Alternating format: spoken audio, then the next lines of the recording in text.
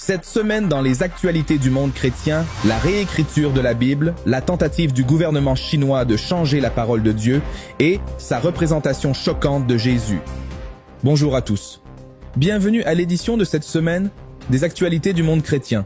Je suis Laurent Kinsila. En Chine, écoutez ça. Le Parti communiste est au milieu d'un projet de 10 ans pour réécrire la Bible. Une version qui sera ensuite imposée aux chrétiens chinois. L'un des changements dans cette nouvelle Bible transforme Jésus en meurtrier. Notre envoyé spécial, Jackie Dominique, nous raconte l'histoire.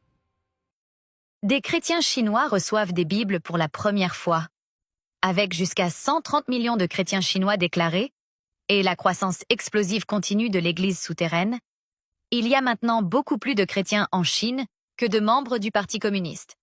La persécution des chrétiens par le gouvernement chinois n'a fait qu'entraîner une croissance encore plus importante de l'Église, amenant le Parti communiste à cibler maintenant la Bible elle-même, avec ceux qu'il appelle une mise à jour, avec des valeurs socialistes, et la suppression des passages qui ne reflètent pas les croyances communistes.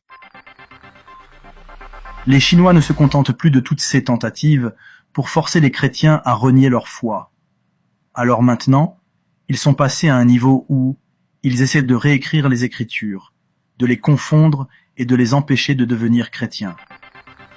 Dans un exemple tiré d'un manuel scolaire de lycée, une révision du Parti communiste du chapitre 8 de Jean sur la femme surprise en adultère dit « Jésus a dit une fois à la foule en colère qui essayait de lapider une femme qui avait péché, que celui d'entre vous qui est sans péché lui jette la première pierre. » Quand ces paroles parvinrent à leurs oreilles, ils arrêtèrent d'avancer.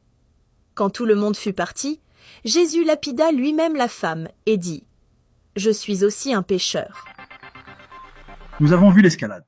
Les Bibles pour enfants sont totalement interdites et toutes les applications bibliques ont été retirées de force de toutes les boutiques d'applications de commerce électronique.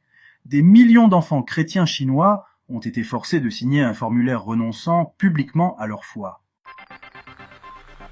L'enjeu pour le Parti communiste chinois est le contrôle. Il s'agit toujours de contrôle, et il voit l'Évangile, il voit le message chrétien comme quelque chose qui enlèverait le contrôle au Parti communiste.